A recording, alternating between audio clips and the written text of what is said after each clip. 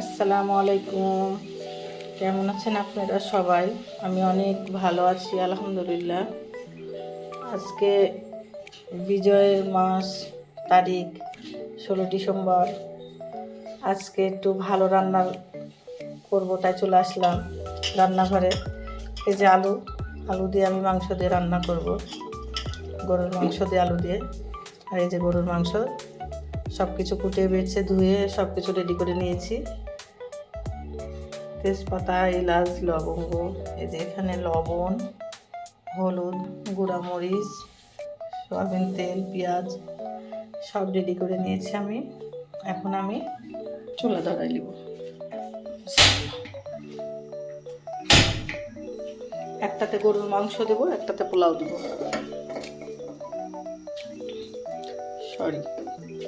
গরুর মাংসটা আমি প্রেসারে আগে দিব।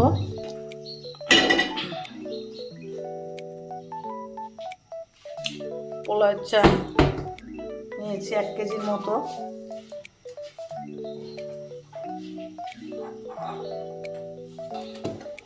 সন্নিটা দাও তো ওখান থেকে।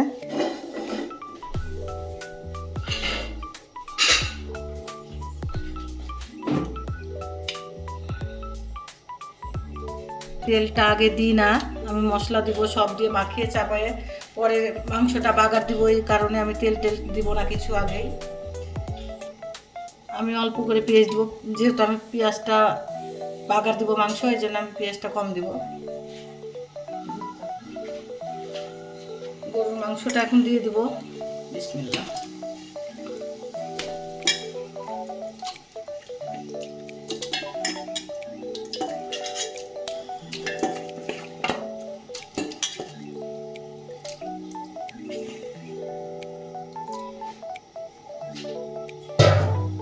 আমার মতো একবার রান্না করে খেয়ে দেখবেন আপনারা। এইভাবে কিন্তু অনেকটাই ভালো লাগে। অনেকজনা মাংসটা প্রেসারে কষে টষে তারপরে রান্না করে। এই যে গুঁড়া হলুদ, মরিচ, সব লবণ দিয়ে দিলাম আমি এখানে।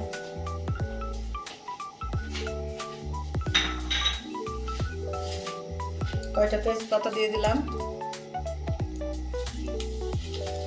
এই যে কয়টা দারচিনি দিয়ে দিলাম। কয়টা মাংসটা এবার আমি নেড়ে দিচ্ছি। তারপরে অল্প একটু পানি দিয়ে দিব।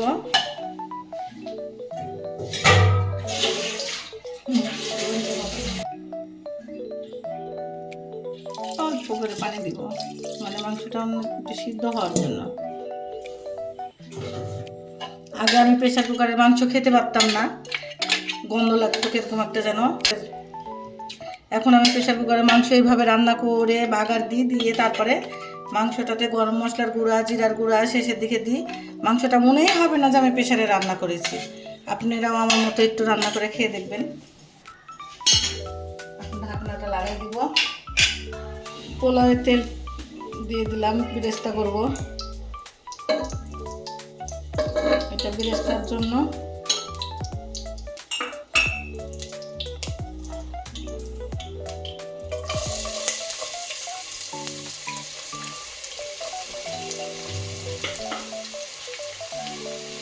পোলাওয়ের বেরেস্তা করব, এই জন্য ভেজে দেবো এখন বেরেস্তাটা সুন্দরভাবে।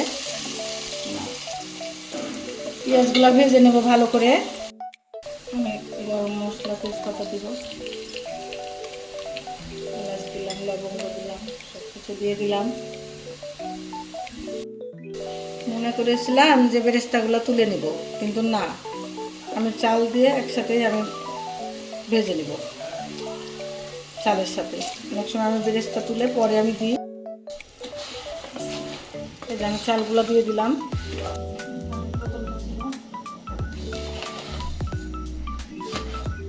চালটা আমার ভাজা হয়ে গেছে। আমি পোলাওয়ে কিন্তু মেপেই পানিটা দিই, কারণ একবারে পোলাওটা হবে ঝরঝরে।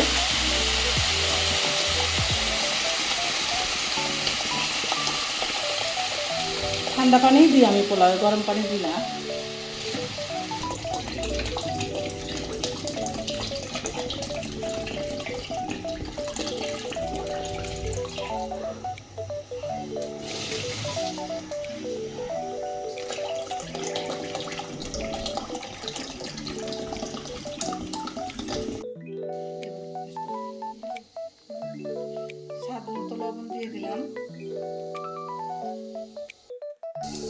কয়েকটা কাঁচামরিচ দিয়ে দিলাম পোলাওয়ে। কাঁচামরিচ দিলে সুন্দর একটা সুঘ্রাণ আসে, এই জন্য আমি দিয়ে দিলাম। আমি একটু গাজরটাও কেটে নিলাম, পোলাওয়ে দিব তাই। পোলাওয়ে গাজরটা আমি দিয়ে দিলাম।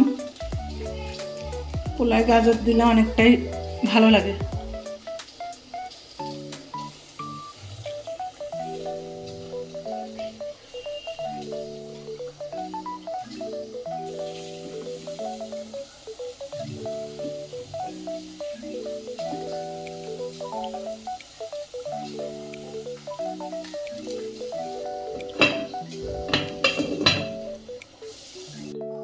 পোলাওটা আমার হয়ে গেছে, এই তো, এই যে ঝরঝরা একদম, এই যে।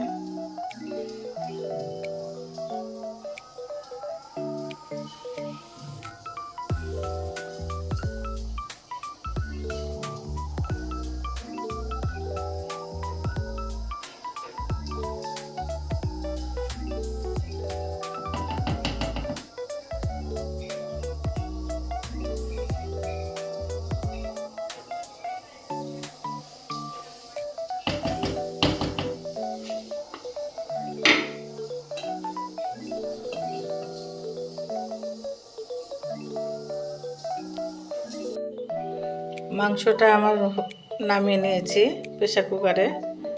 দেখেন তেল দিনই তারপরে কতগুলা তেল বের হয়েছে মাংস থেকে, দেখছেন?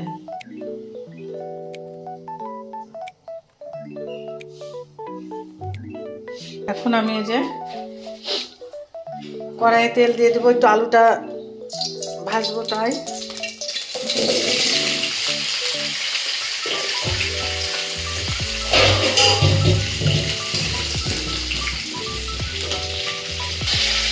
লবণ দিয়ে দেবো একটু, আলুটা হলুদ দিয়ে দিলাম।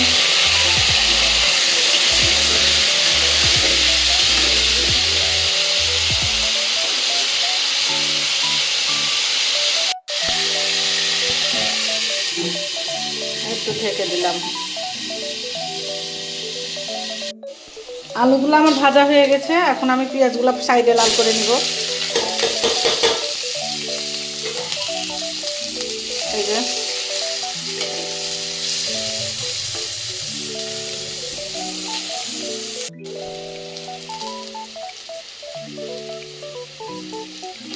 পেঁয়াজগুলো আমি একটু ভালো করে ভেজে নেব, মাংসটার মধ্যে দিয়ে দেবো।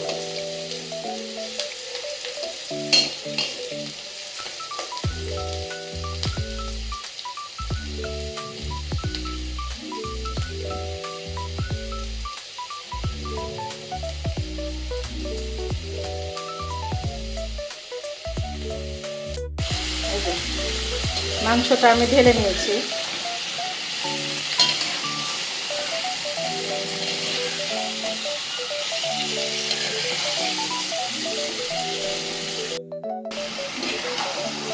আমি পেঁয়াজ বেরেস্তা করে আলুটা ভেজে এর ভিতরে মাংসটা প্রেশার থেকে ঢেলে নিয়েছি, প্রেশার কুকারে গলিয়ে নিয়েছি মাংসটাকে। এই যে এখন কষাবো ভালোভাবে, কষিয়ে অল্প একটু ঝোল দিব।